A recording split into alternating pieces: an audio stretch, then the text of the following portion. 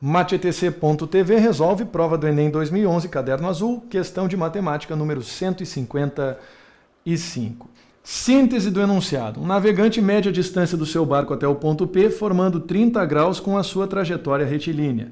Percorre 2.000 metros ao longo de sua trajetória, mede novamente o ângulo, descobre que o ângulo mede o dobro do ângulo anterior. Portanto, primeira informação importante, esse segundo ângulo é de 60 graus. Ao longo dessa trajetória, o que se quer descobrir é a menor distância do barco até o ponto P. A menor distância, evidentemente, vai se projetar formando o ângulo de 90 graus. A partir daí, elementos importantes. A distância do ponto P até a trajetória, a menor distância, nós vamos chamar de x. A distância do ponto B até o ponto que corresponde ao final da menor trajetória da menor distância, nós vamos chamar de y. E a partir daí, nesse modelo, nós iremos enxergar dois triângulos retângulos importantes.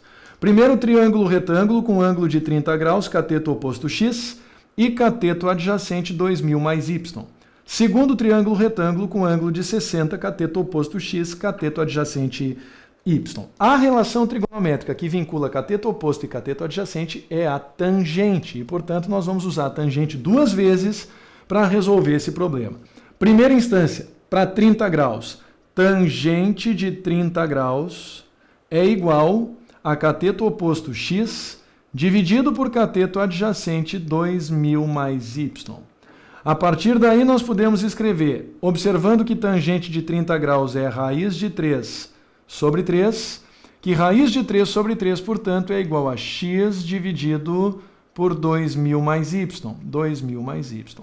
E a partir daí, finalmente, multiplicando em cruz, nós podemos escrever que 2.000 mais y vezes raiz de 3 resulta em 2.000 raiz de 3 mais y raiz de 3. Observa que o 2.000 e o y, ambos vão multiplicar a raiz de 3 aqui da esquerda, são iguais, ambos somados ao triplo da medida x. Vou deixar essa equação em banho-maria, vou partir para a segunda equação que eu monto a partir da seguinte observação. No triângulo retângulo pequeno, cateto oposto é x, o adjacente é y.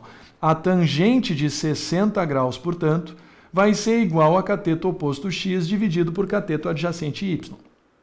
Como tangente de 60 graus é raiz de 3, nós escreveremos que raiz de 3 é igual a x sobre y.